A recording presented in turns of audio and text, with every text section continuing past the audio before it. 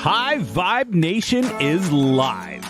Welcome to the High Vibe Nation, where we have set out to raise the vibration of every human being on the planet. Your hosts on this journey are Sherry Gideons and Pamela Aubrey. So let's join them now in their current interview with a high-vibing individual.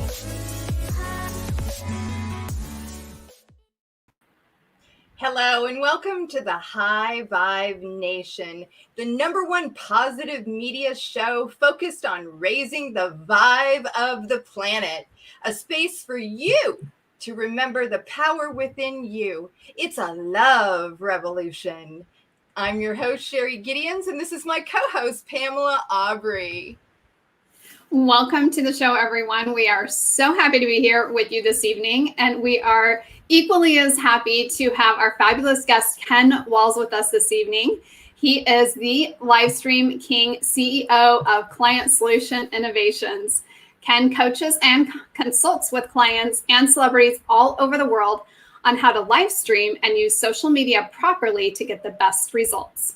In his Grow Live Academy, people learn literally everything you need to know to scale your brand and make more money. He is also known by us as the General or the Master Connector. Welcome to the show, Ken. Hey, thanks for having me. I'm excited. I feel like I'm eating Sherry's head though. Hold it. I love it. So thank you guys for having me. I appreciate it, really. So awesome to have you here. And we're going to have a lot of fun tonight, so I'm super excited. Heck yeah. But Always have fun. I see a lot of amazing people on here. Weldon and Carrie and Larry and Mo and Curly. And this is awesome. So amazing to have all of you here with us as always, of course. But we've got that question for you, Ken, that we always ask because, you know, we love to talk about being high vibe. So tell us what it means to you to be high vibe. What's it mean to be high vibe? Did I know you were going to ask me that? If you've watched our show. I've watched. I don't know that I've ever seen the very beginning, but okay. So what's it mean to be high vibe to me is me living my best self in the highest form that I possibly can. Like, as you both know about me, today is the day that I celebrate 18 years of sobriety and recovery. And thank you. I appreciate that. Major round of applause. Yes. Thank you. Yay! You know, I got to tell you, though, before I got sober, I was, I was a train wreck. I love your graphics, by the way. But I was literally a train wreck. And I about a year and some change into sobriety, I started meditating. Somebody suggested that I learn how to meditate. So I started meditating, and I've done that now for right at 17 years. And every single day of my life, I'll be late for a meeting before I miss meditation. And which I've never been late for a meeting because of meditation, but I just have that stuck in my head that I won't miss it. I just won't miss it. If I'm traveling, I get up an extra hour early just so I have that time to meditate and connect to God and or spirit or whatever you call it, but I refer to it as God. But and I really think that has given me this. It's given me this peace, and it's given me this guidance system that's just kind of like, because we're all living on autopilot anyway, right? Right. So 96% of everything we do is done unconsciously, like blinking your eyes, nodding your head, your breath, your everything, right? And so when you're on autopilot anyway, why not try to vibrate at the highest frequency that you possibly can So when you're living on autopilot, you're at least vibrating at a higher level, and maybe you'll attract the good stuff in life instead of the bad. So that's kind of the way I roll. Yeah, I love. Did that answer your question? Totally, it's perfect. Yes. Totally. I love everything that you just have invited into the show, because that's really what the show is built around. It's built around the idea that we're all human beings. We've all been through life. We've all experienced trauma, but you have acquired tools on the journey. You just spoke about your 18 years of being sober, and that is, I mean, that's awesome. Share with our audience a little bit about the last 18 years, about what you've had to go through in your life to surrender. Yeah. Get to where you have the attitude that you're sharing with the audience right now. You know, as you both know, also, I wrote a book called Walls of Wisdom, Turning Pain into Profit. And I don't mean just financial profit, but I do mean financial profit, because I've been homeless and broke, and I've been very wealthy. And I promise you that being very wealthy is better.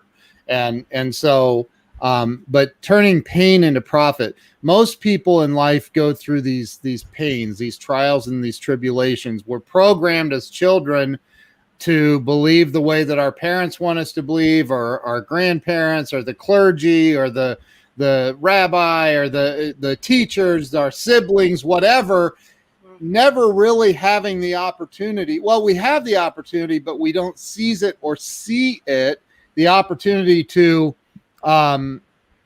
be who we truly are supposed to be, to think outside of what we were programmed to be. And so, you know, for me, when I got sober, I had made millions of dollars in my 20s and drank it all away, all of it gone. And so when I got sober, I was at a bottom. I was in so much pain, spiritual pain, physical. I mean, I was turning yellow and jaundice. My organs were probably starting to shut down. But honestly, the thought of dying never really crossed my mind, except for there were times when I'd wake up with a pounding headache and hangover, thinking death would be better than this, I'm sure. So it wasn't really the fear of death, but I got to a place where I didn't want to live anymore, and I didn't want to die really either. And I just didn't know what to do. And I, you know, there's a saying that I heard in recovery called, you know, I went in and I couldn't find my ass with both hands and a flashlight. And I literally couldn't. I mean, I was lost. And so, you know, it's required to, it's required to surrender. And there's a book written by David Hawkins called Power versus Force. And in that, and I've read that book several times. It's an amazing book. If you haven't read, I'm sure you guys have read it. Yep. But you know, he and I'm going to do a horrible job at summarizing the book, but you know, the essence of the book is whenever we're trying to force something, there's this universal principle that if we're trying to force it, we automatically create resistance, right? And that true power comes from surrender. And I've really been thinking about this because I just wrote a chapter in a book for a publisher, a spiritual publisher, actually, that I'm one of the authors, and Bernie Siegel's an author in the book, and several others. But I say in this book, like, you know, our power, whenever we're struggling with something, it seems so crazy because I have this pit bull mentality. Like, if I want it, man, I'm not letting go until I'm just not, like, it's, you know. But like, and if you know, if you've ever been there, where you're like, I want this, whatever, and I'm gonna have it no matter what. And then it's like, the more you push, the harder you push, the harder you try, you know, the further it goes away from you, faster. And what really is powerful is just saying, whatever, I surrender, I give up. I don't, you know, I don't care. I don't like, And I wrote a post years ago on Facebook. There's nothing more powerful than a person who's become indifferent. Once you become indifferent about it, like set your goals.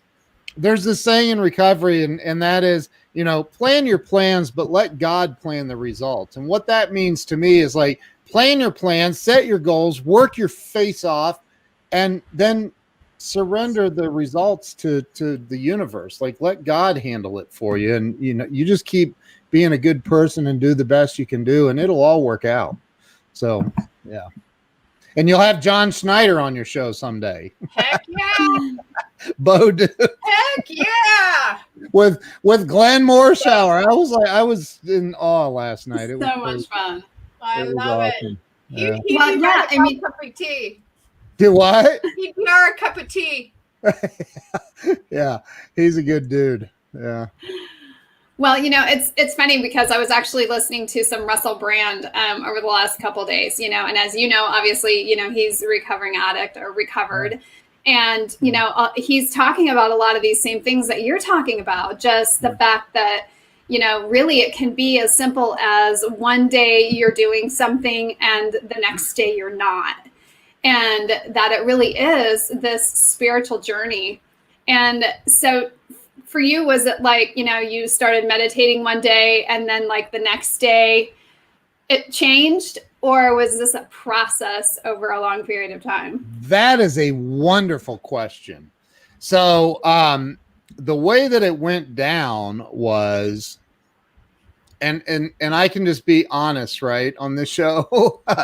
So of course. So I'll try not to disclose too many details, but I my first year sober, I was in a recovery 12-step program. In fact, my wife went out and she got me a nice recovery coin for my 18 years and gave it to me after midnight last night. And Glenn Morshower was on a FaceTime call with me at the time. And he's like, "Oh, brother, I'm so glad I got to experience that with you." And, but so the first year, I was lost. Oh my God, I was so lost. I was homeless 2 different times my first year sober.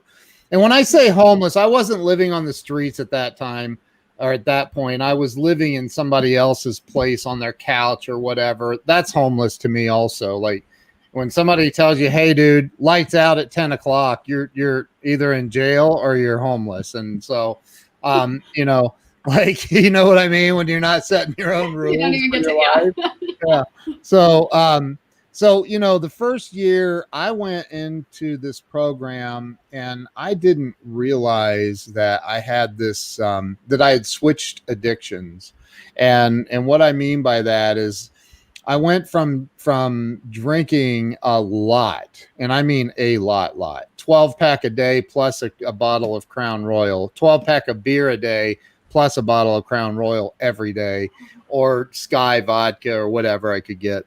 But so I started, in AA, I shouldn't say this. It's not difficult to meet people of the opposite sex in the program. And we're all there because we're not all there, is a saying in the program. And so I switched addictions, and I was, and then I got really clingy because I didn't want to have to go look. What I know now is I didn't want to have to face the mirror.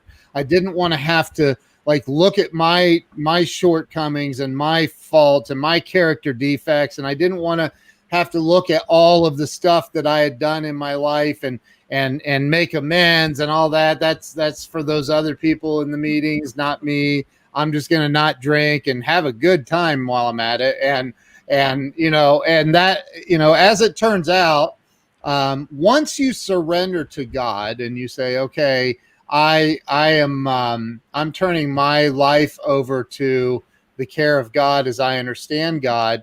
Once you do that, once you do that, don't be surprised when God kicks you in the ass and says, no, that's not the way this is going down, homie. This is going down a different way. You surrendered. Remember, you didn't want to come home and see me and Jesus. So you surrendered. So this is the way it's going. You're going to stop this crap. And so I was staying at this buddy, a guy that I met in the program, had this big house, beautiful house in a very wealthy area. And he's like, I said, man, I need a place to stay. If you know anybody that's renting a room or anything.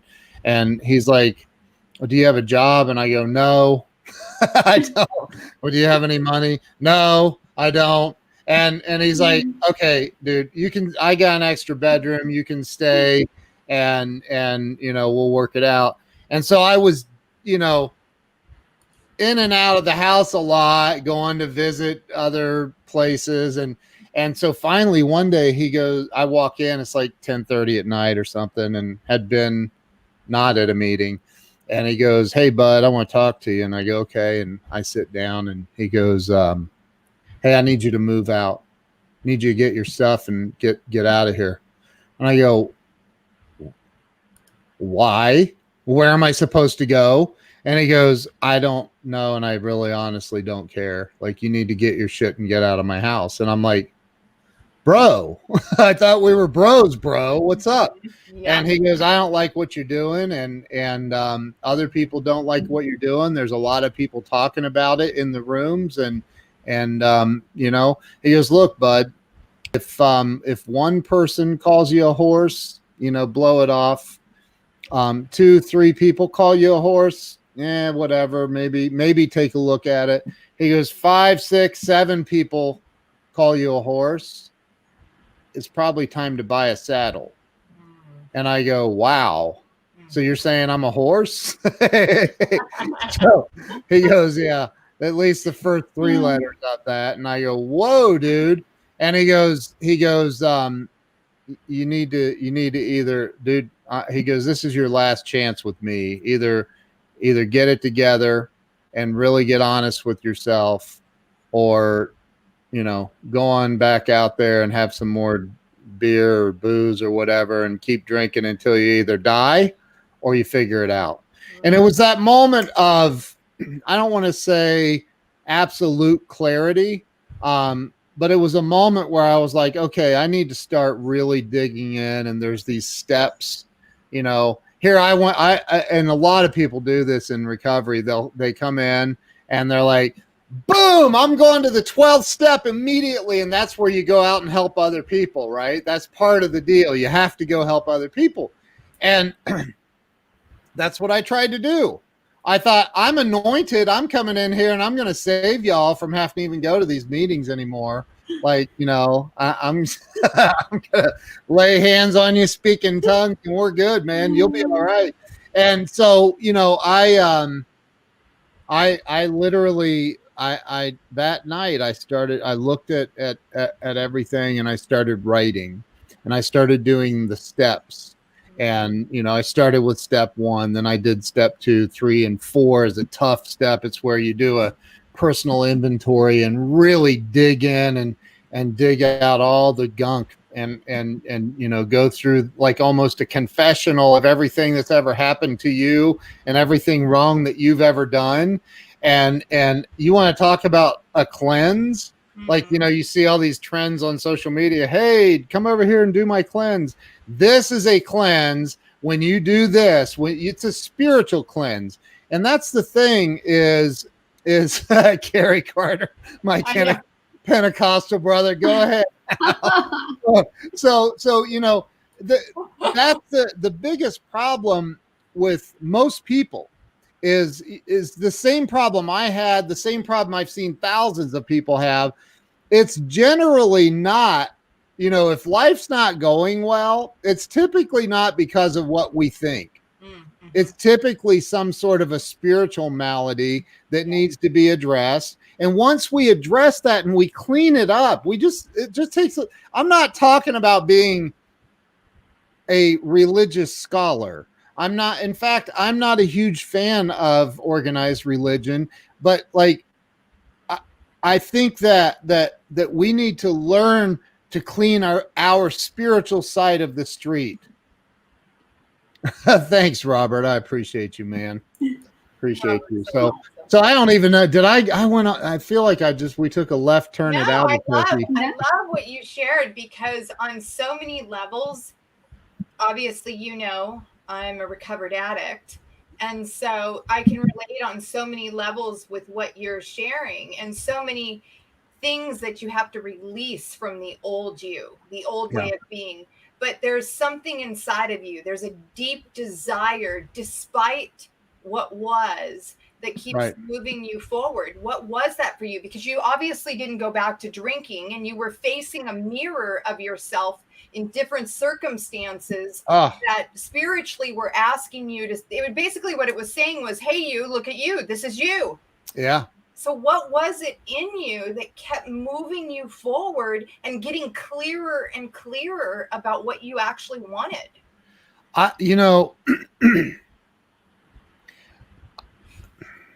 I still am, first. Second, I don't have an answer for that. That's the part where I go, you know what? Look, there is a power greater than me, and it's not me. But yet I'm part of it, and I'm connected to it when I want to be.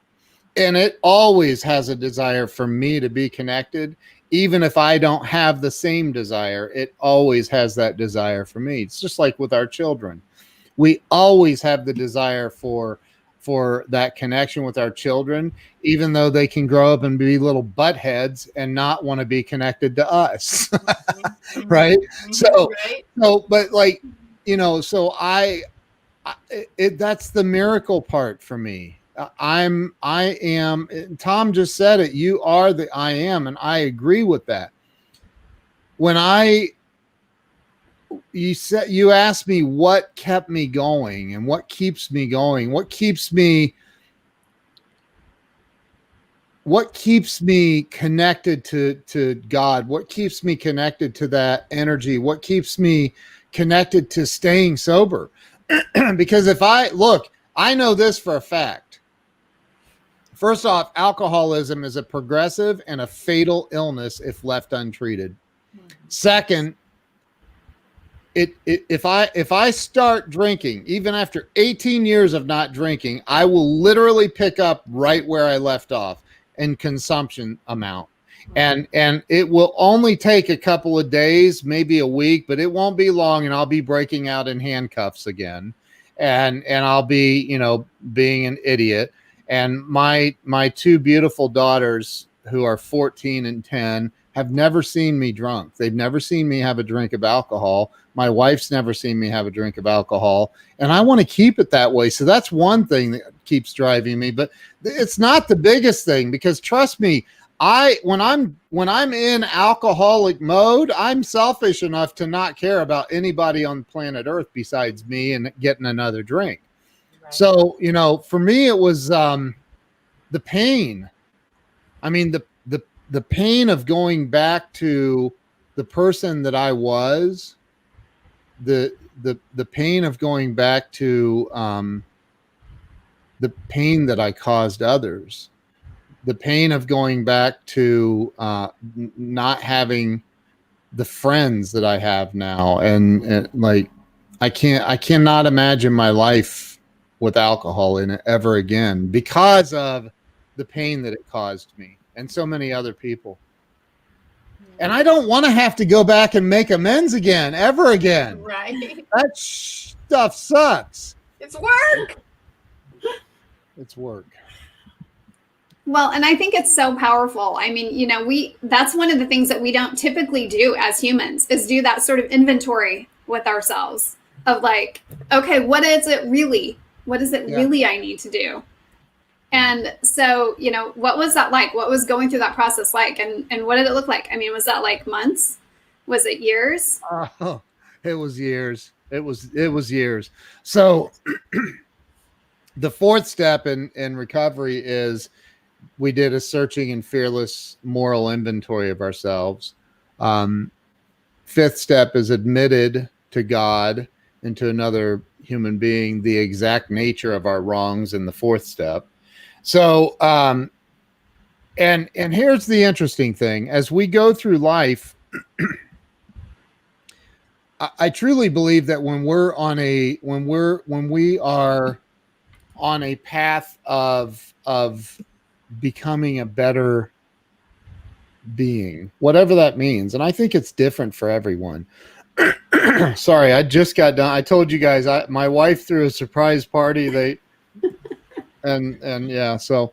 But when we're on a path of becoming a better or a bigger spiritual being or human being, however you want to paint the picture, first and foremost, there's going to be roadblocks that pop up. There's going to be things that happen, and you have to know that it's, I don't like the hard times, but the hard times create so much gratitude in the good times. Yep. And it also creates this fortitude. Like I have this, I lived in Seattle, and I was vice president of sales for a company out there after I'd lost my multi-million-dollar company I'd built. And the guy that owns that company is a billionaire with a B. And I told him one day when he said, "Why do you come in at 11 o'clock in the morning and leave at 2 every day? And you have a company car," which was Mercedes, "and you have a company cell phone, and I call you and you're not answering. And I'm just wondering what's going on with the sales team and how things are going." And I'm like, "How dare you question me like that?" And I told this guy who's a billionaire with a B that he didn't know that his ass from a hole in the ground. And that's how arrogantly sick I was. I was this sick and arrogant piece of crap. And so that's a lot different than when I'm like, "Oh man, I gotta, whatever. I gotta." The challenges that come up today are way different than that. Like when he said, "Give me back the car, the phone, and everything, and get out of here." And I literally got out of there, and then I realized walking out to my car, "Oh no, I've been staying in their corporate housing." Ouch. I didn't think that all the way through. Oops.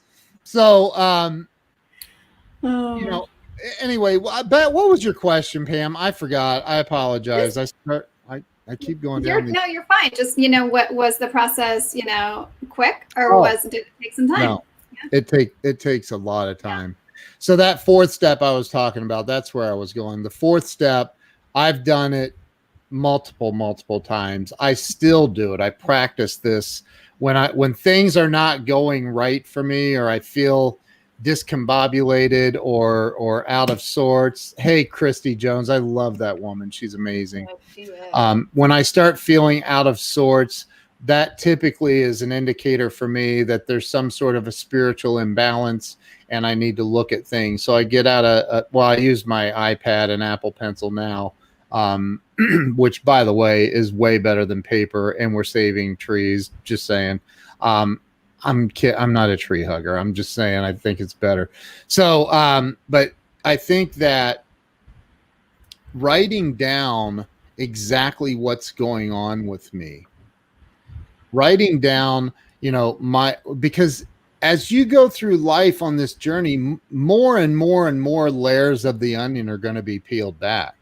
And I do believe that once we get to the core is that's when we, when we say, "Hey, I saw the light," like you literally are on your way to the light, like you're done, so I just want to keep peeling back the layers of the onion. I don't want to be perfect.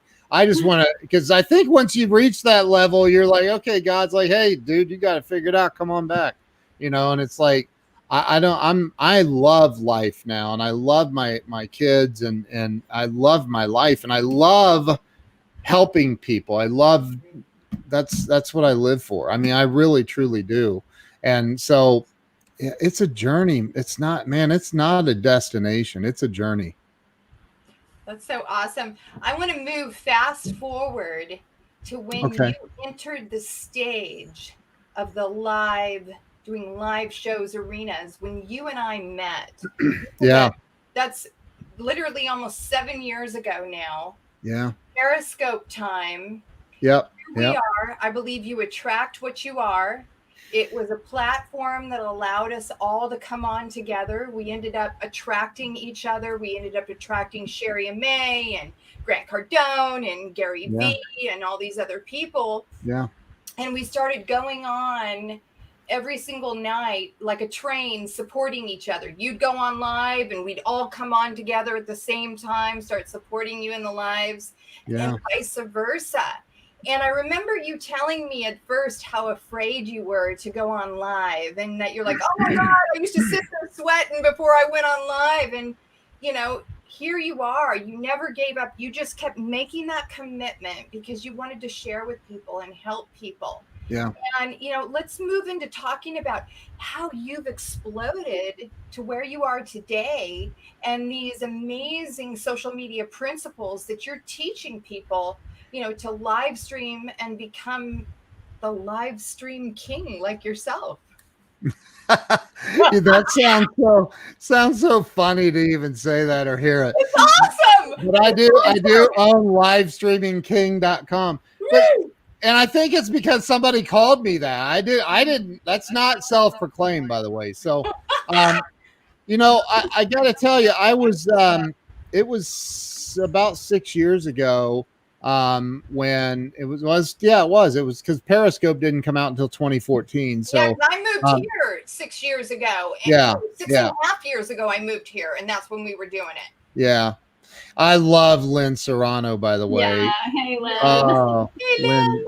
Pam was there. That's right. I forgot. Pam was. Yeah, that's right. You were sitting right in front of Lynn. So awesome, right? I met her that night. So I back in 2014, I had bought Grant Cardone's sales train. It was a $36,000 investment. I bought his sales training university for all of my salespeople, and then I got to know Grant through some other channels, and you know I mean, I had conversations with the dude, and you know, he said, man, and he would say it to everybody, not just me. You got to use this live stream thing, man. There's something to this. You got to learn how to use social media. You got to bang the crap out of it, man. You got to really, you know, people are going out and they're saying, well, I do one tweet a day and I do this and I do that. But you know, that's like taking a thimble out to the ocean, taking a scoop and hiding it, thinking somebody's going to miss it. Like, that's nothing. There's billions and billions of people on social media. So if you want to make a splash in the universe, if that's your goal, and if it's not your goal, you need to call me. I'm going to help you find your goals. We need to all be thinking, how can I make a positive splash in this universe? Because you are going to die. No matter what your ego wants you to believe, which it does, it wants you to believe that you're going to live forever. You're not. You're going to die. You have an expiration date. And if you're not living your life trying to figure out how in the hell am I supposed to make a splash while I'm here positively impacting millions of lives or thousands of lives or whatever it is, but impact some freaking people on a positive level while you're here. And yes, you can. So when I first saw, thank you, Cindy, when I first saw this whole Periscope deal with Grant, and then Meerkat came out, and then Blab came out, and I'm like, and like many of us, we're all attracted to Grant Cardone there. And I was like, man, this dude's freaking crazy. What the hell's he doing? He's going live all the time. And I'm like, what? And then I'm doing it, and I'm like, holy crap, this is incredible.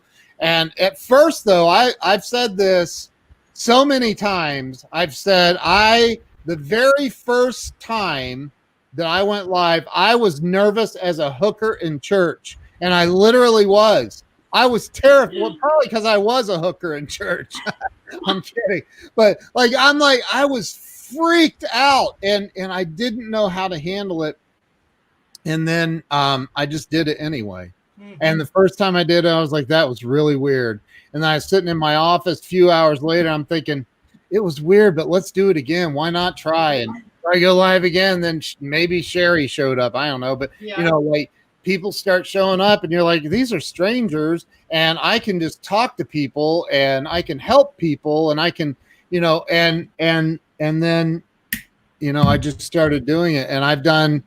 I mean, my Periscope got whacked up there for a little bit because I have almost 2 million hearts on Periscope, right. and I'm like, how do I cash these in? But so because they keep track of all the hearts, but and then on and I had 800 and some live streams on Periscope, and then when Twitter bought it, they did something and it reset, and I don't know what happened, but anyway. Between that and Facebook and interviews like this, and I've done well over 2,200 live streams over the last 6 years, and it's been. Thank you, Colin. You're a good dude. He's a great guy right there. You guys should follow him. Yes. But Sherry, I just said. And you know what? There was probably a stretch of maybe a month or two where I didn't. If I did a live, it was very once in a while. And I see that with now I teach it, right? And I have my academy, and people buy this academy, and I look and I go, what? They're not even logging in. Why are they not logging in? You spend all this money and you're not even logging in and doing the course. What the? And I think, but I get it because I've been there. Like, you're like, oh, I want to. Oh yeah, thank you for that's to get my ebook. That's a free ebook. But yeah, well, I have to interrupt for a second. Yeah. Because before you go much further, I want to back up just a little bit and say, okay. Yes. I think it is so incredible. I mean, so you've taken this journey, such a soul searching journey, and brought yourself all the way to this place where you're now doing this on a daily basis, sometimes multiple times a day, and bringing people along with you, one of which was me. And as you know, I was terrified to get on camera. And it was like the whole time I was petrified. Petrified is a better word. Pulling teeth, right? Yes. Yeah. Remember. Yeah. Absolutely. But you have such faith in people. And I think a lot of that comes from your own journey and your own experiences and seeing what's possible. And so I think to me, that is what is so kind of miraculous about your story is that you've been there, you've been in the worst of the worst places. Yeah. And yet you've been able to get to where you are now. And now you're bringing other people with you. There's no other reason to get to a higher place in life. There's first off, there's you'll never see a hearse with a luggage rack, right? You're not taking anything with you. Now, I do believe that we need to aim for massive abundance in our lives. We need to. It's our duty. Because it's just a friend of mine, I saw she posted something today talking about abundance, and she said, a farmer that maybe the farmer needs 12 buckets of corn to feed his family for the year. If he goes out and plants just enough to get 12 buckets, then he's going to be short because you never, ever, ever get that exact goal because other things like the wind and the rain and the bugs and everything comes in. And it's the same exact metaphor in life. Like if you're shooting for, maybe it's $100,000 a year, if that's your goal, and that's what you need to live on. You need to set it's what Grant talks about in the 10X rule. You need to create way bigger vision, way bigger, 10X it. That way, when you do fall short, because 100% of the time you're going to fall short of the goal. So when you fall short, would you rather be short of your original $100,000 goal or fall at maybe 70%, reach 70% of that, or reach 70% of your $1 million goal? Because the universe doesn't care. Right. It does not care. It's just going to deliver whatever it is you say I want, and I want to create it as far as expansiveness. The universe doesn't care. Right. Oh, but God doesn't like rich people. God made rich people. Stop that shit. Like, God made rich people. God made broke people. It's all about choices. Right. Amen. Sorry. I love that you're sharing that, because, you know, just like myself, I came up in a very Christian family. My grandfather was a minister. I went to Christian school, and the belief system during the 60s and the 70s was very dogmented, and it was very structured around every choice you made was a sin. And and then if you sinned, you know, this idea of the devil was going to come get you. But what you and I know today, and Pam knows today, is we know today that it is our thinking coupled with the emotional feeling that we're attached to on the inside that's what continues to create this vicious cycle. So when we can order a smorgasbord, you know, called, let me just say, I want to be a millionaire or a billionaire or what have you, that is available to us. But it's day by day. I agree. And where the real shift comes in is when we go from, thank you for putting that up there, by the way, the Grow Live Academy. Plus, I don't feel like I'm eating your head anymore. But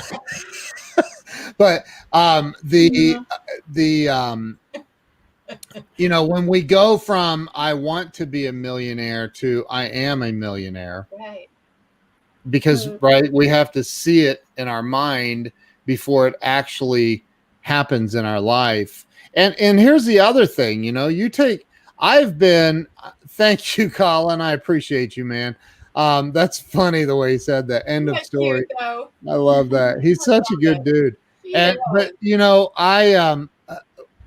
you know, you have to, there's these different levels. And again, this goes back to what Pam asked me earlier. It's like recovering from alcoholism or drug addiction. It's a process. It's not an event, right? And there's these levels in consciousness that have to occur before we see the manifestation in our lives. Like these conscious levels have to occur here first. So, you know, what Weldon just said, it's setting goals so big that not just most people can't understand it, but that scares the hell out of you because you don't understand it. You know, in the movie The Secret, John Assaraf talks about his little boy sitting in his office and Paul looks at his vision board and he goes, "What's this, Daddy?" And he's like, "Oh, that's a vision board." And he's like, and I look at it and I look and what's this? And he's like, "Oh, that's a house that I want." And he goes, and I look at it and I'm like, this is the house we just moved into. This is it right here. This is the exact house. So, you know, I had this. And so when I saw that, I got to tell you the power of vision boards too.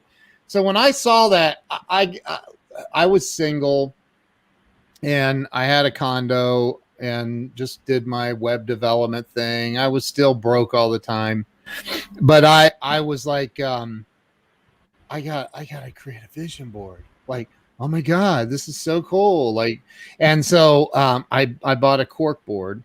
And I'm a Photoshop expert, so I go in, I put myself, I dress up in a suit, and I'm taking selfie pictures from a distance, so I'm getting a full body shot, like with a 3-second timer, and you run over, and so and I finally get a good shot. I Photoshop myself onto the cover of Fortune magazine, leaning against my Ken Walls logo, which has changed now, but. And on the cover of the magazine, I wrote, "Who is this Ken Walls guy?" And I put as a subtitle, "America's wealthy and business leaders are asking him for help." And I think, and so I literally came across that about a couple months ago. And I thought, oh my God, I've helped some of the wealthiest, biggest business moguls on planet Earth. I mean, Glenn Morshower is one of the most famous character actors ever in Hollywood. Yep. He's my best friend. He's literally, when I get off of here, I'm going to jump into his acting school class thing because I know he's in there. But like, he's one of my best friends ever. I've got, Mark Victor Hansen and Crystal. I help them with stuff all the time. If I call them, they answer. Jeffrey Gitomer, the king of sales. I just hung up with him a little bit ago. Like the things that are happening because I intended it. And it doesn't become a reality until you set the intention and then you get the pictures. That's why the vision board stuff works, is you're literally concreting what you want by creating it visually. And then it's something that you look at all the time, right? And since we're on autopilot, it's like, oh, there's my house, there's my house, there's my house, and then one day you wake up and you're like, holy crap, I got my house. How did that happen? Like, it's weird. I'm not kidding. Everything on that vision board has come to pass since I created it. Everything. Yeah, because you were emotionally connected to it, because you were tapped in to that feeling, electromagnetic energy that was going on inside you, and then you were also visualizing it from the picture, and then you were pulling it into your now moments. Honestly though, Sherry, and you're right, you are 1000% right, but I didn't know. Yeah. I felt like a dipshit when I was making the vision board. I was like, people are what am I doing? This is like, Uh, if my buddies from the bar could see me now, they'd probably, go, what is wrong with you, you freak? You're creating vision boards, you weirdo. Well, I love it. Here's what's so funny about that. I've been reading a book, and there's a story in it recently where this author talks about an engineer who created his version of a vision board. Yeah. And, and he understood the science behind it, but you don't have to. It works either way. And Right. And I think the idea that, it's the believing that it's already there, because it is. Yeah. It's already there. It's just waiting for you to claim it. That's right. And it's just like, and we've all heard this already, but I'll say it just to remind people, it is exactly the same as gravity. You don't have to understand gravity, but it's going to work 100% of the time. If you jump off of a building from the 100th floor, there is a 100% chance that you are going to hit the pavement. Gravity just works. So it's the same with the law of attraction and all that. But anyway, sorry, did we go down the wrong tangent? I don't know. No, I think not at all. This all applies to what you're sharing about what you're even teaching in your Grow Live Academy today. Because one of the things that you've grown in yourself is putting this information out worldwide, going and sharing, the challenges and the trauma you've experienced, the human side of you, and being willing to make that okay for other people to do it. Yep. Teaching them how to do it themselves. So let's talk a little bit more about that. What's in your academy that you're sharing with people that takes them through these levels that you've gone through in yourself? Well, so in the academy, very first thing I start off with is your energy and fear and your mindset. And is it Parian? Is that how you say? Parian? Parian Reed. Thank you so much. But like, I know that the number one thing, because I coach a lot of people, I work with a lot of people on this stuff, and I know the number one thing is fear. Everybody wants to, I got to have the graphics perfect, and I got to have this perfect, and I got to have, no, you don't. And I'll give you a perfect example. Grant Cardone. Pamela Aubrey, like me. I mean, I used to sit in almost a dark room where I was almost a silhouette doing periscopes. I looked like a creep. I'd sit out on my porch and smoke cigars and do live streams. You've got to let go. And here's the other thing. Thanks, Mike Phillips. I love that dude. I He's love freaking Mike awesome. Phillips. He's awesome. But the other thing is this is when you are, if you're living in that fear, there's going to come a day when you're going to have to get over the fear.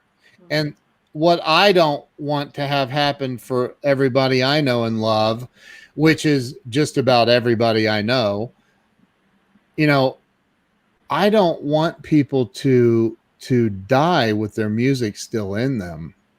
And I've been there. I've been in that place where it's like, God, I got so much I want to say. Brian Hess, how you doing, brother? Good to see you, man. Jose, good to see you, bro.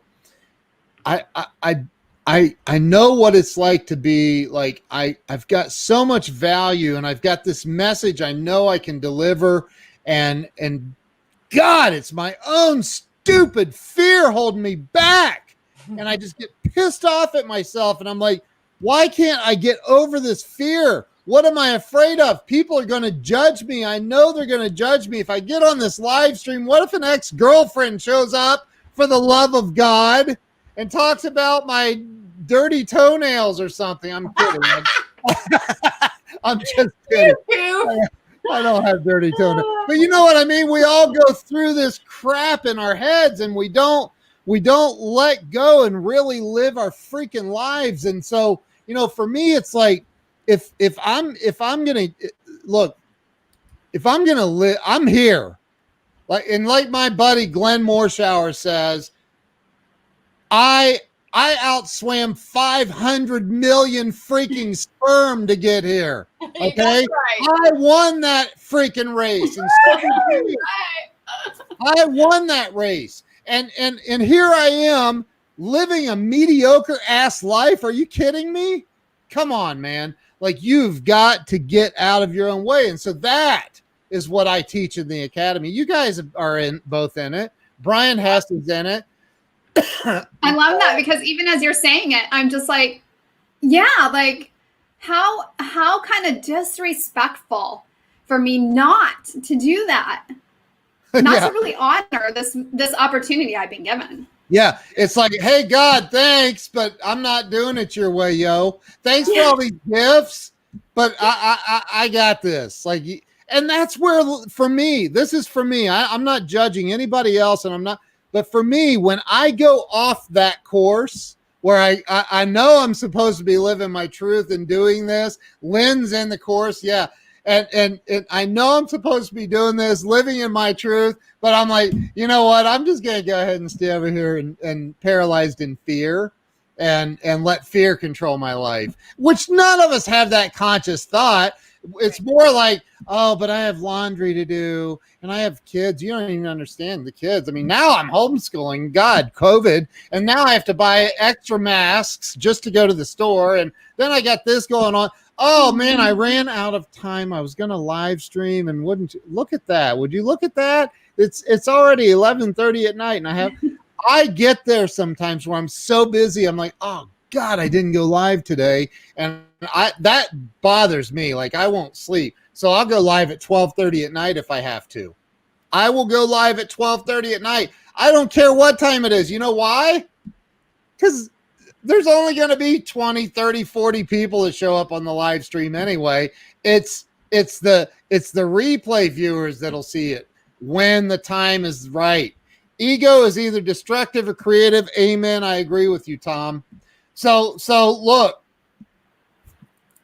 Ken is not always, that's right. It's true, man. It's true. When I'm not living, and it's the same with everybody watching this. Yep. When you are in your happiest place, when you are feeling the most joy, is when you're feeling the most freedom in your spirit. And when you're feeling the most freedom in your spirit is when you're living the way that God designed you to live, being you. And that's different for everyone.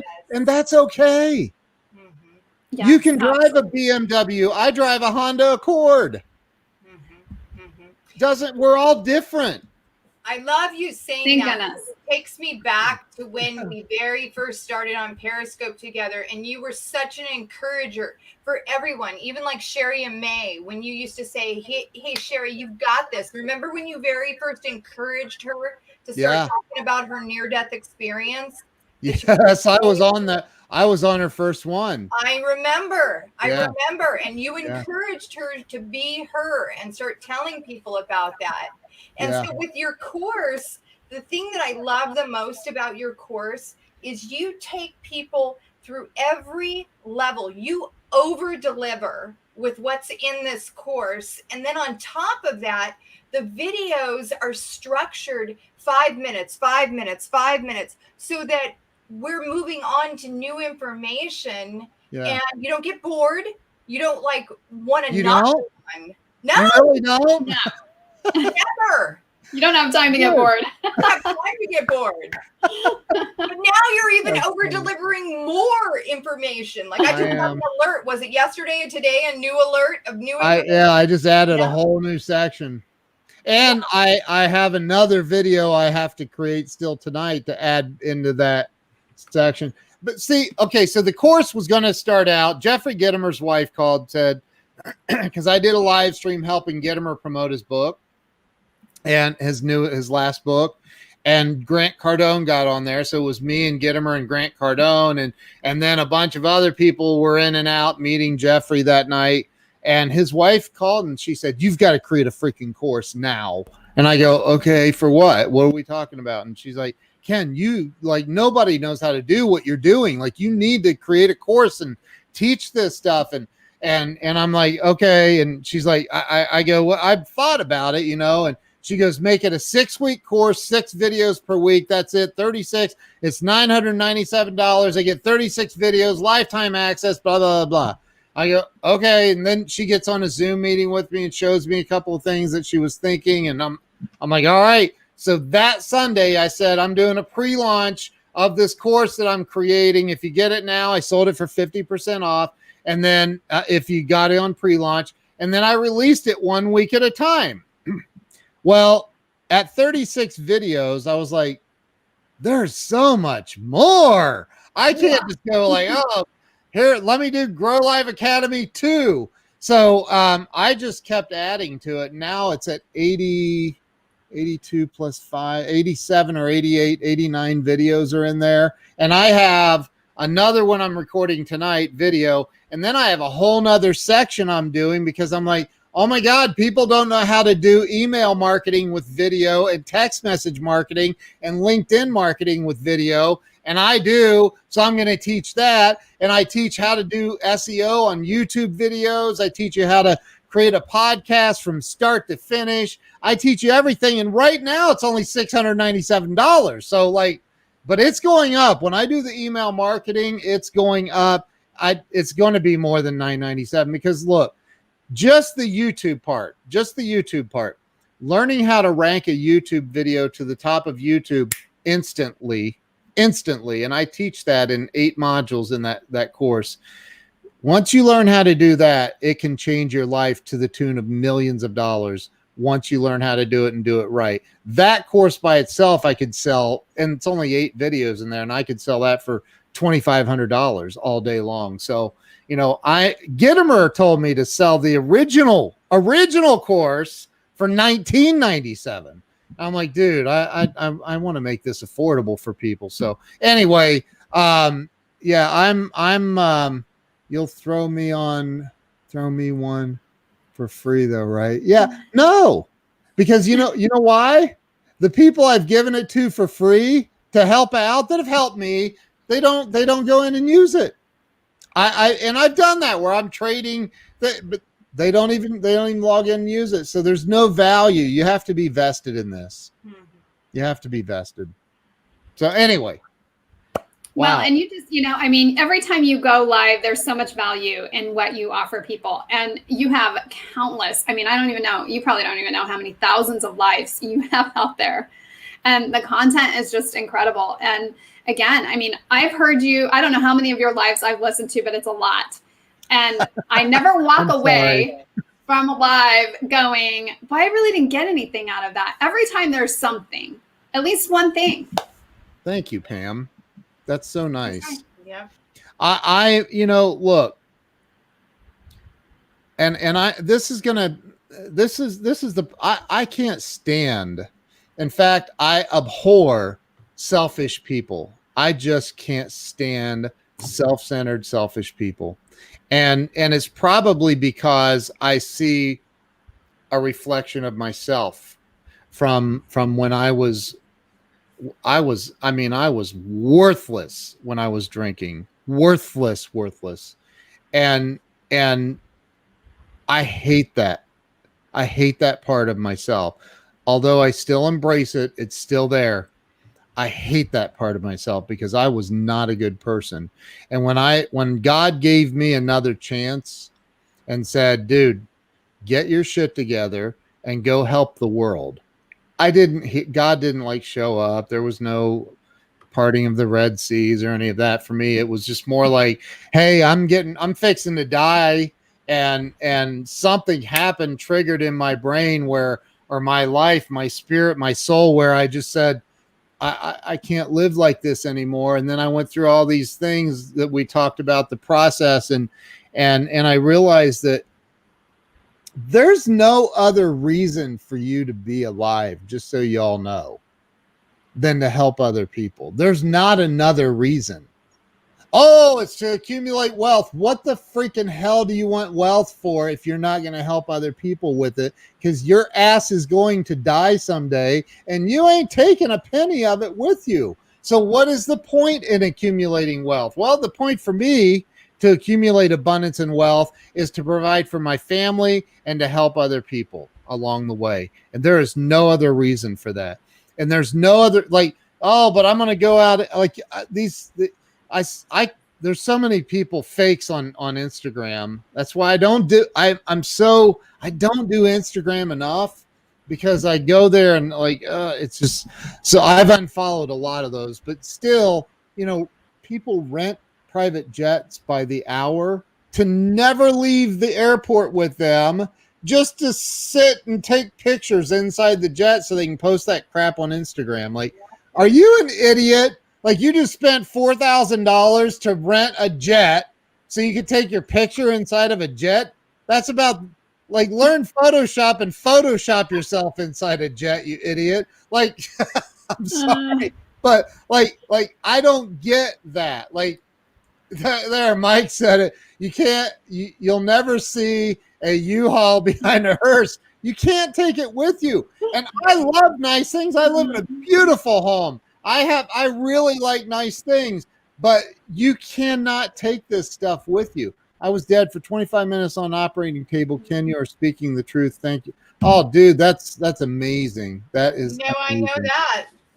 Yeah, Sherry knows right there. Sherry. He knows. I had 2 near-death experiences. I died twice, so I know exactly what you're talking about. Yeah. So yeah, I'm I think in the biggest part for me, thanks, Maria.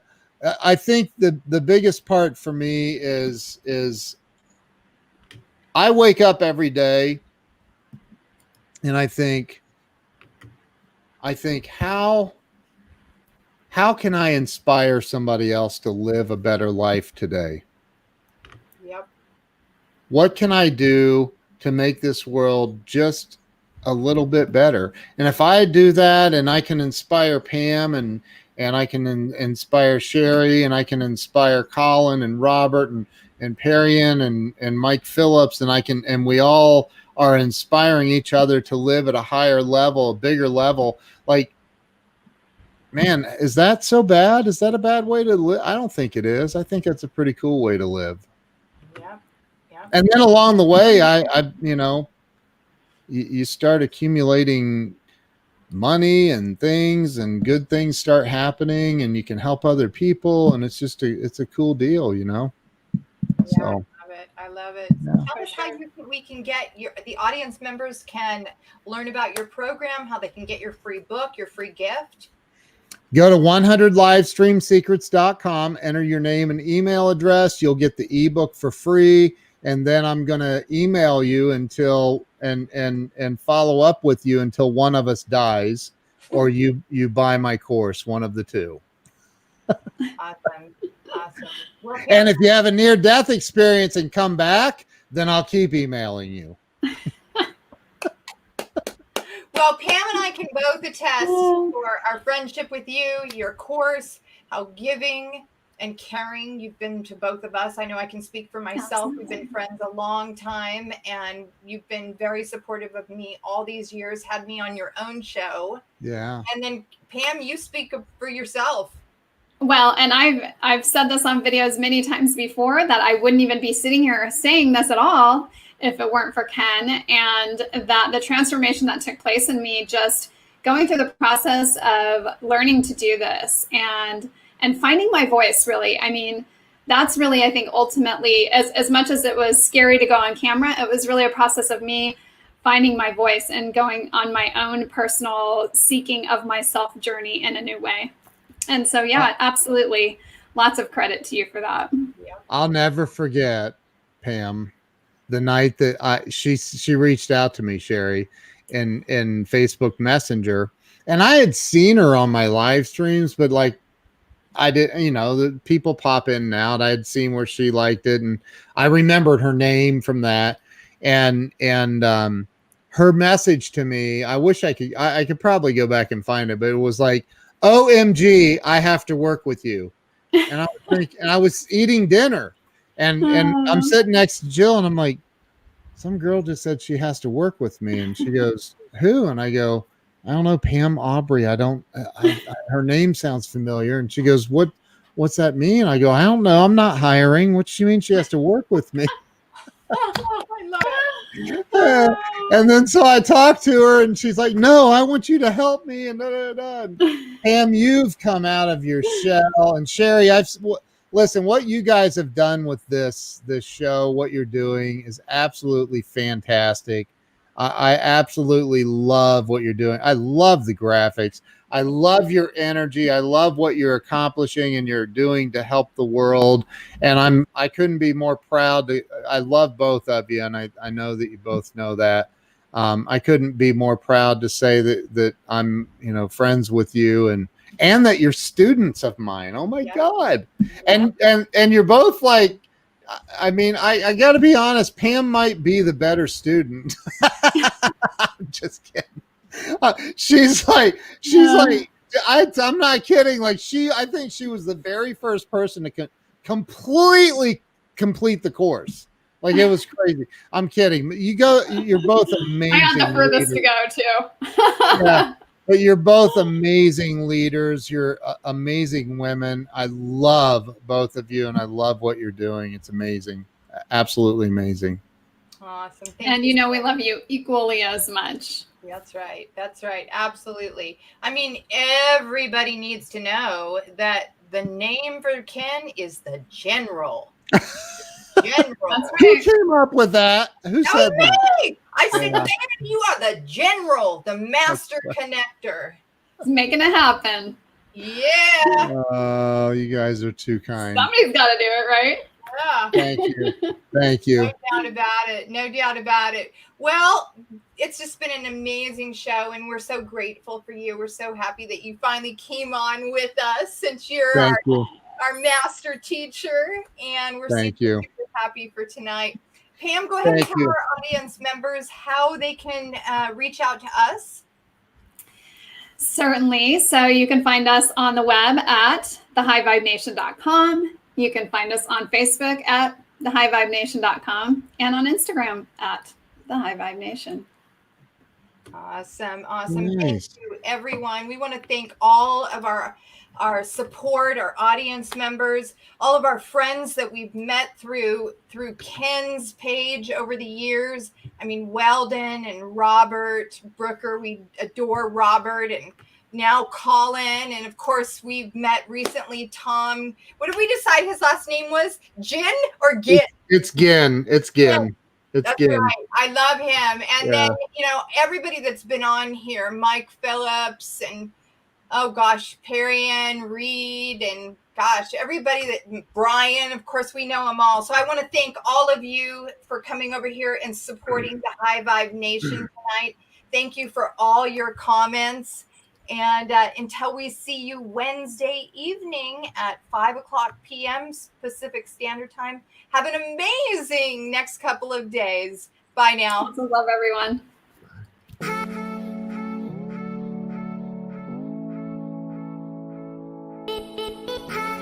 From everybody here at the High Vibe Nation, we want to say thank you for choosing to raise your vibration. And of course, please like, share, and subscribe. If you need to find us on the web, check us out at www.thehighvibenation.com. Looking forward to seeing you on the next episode, and keep high vibing.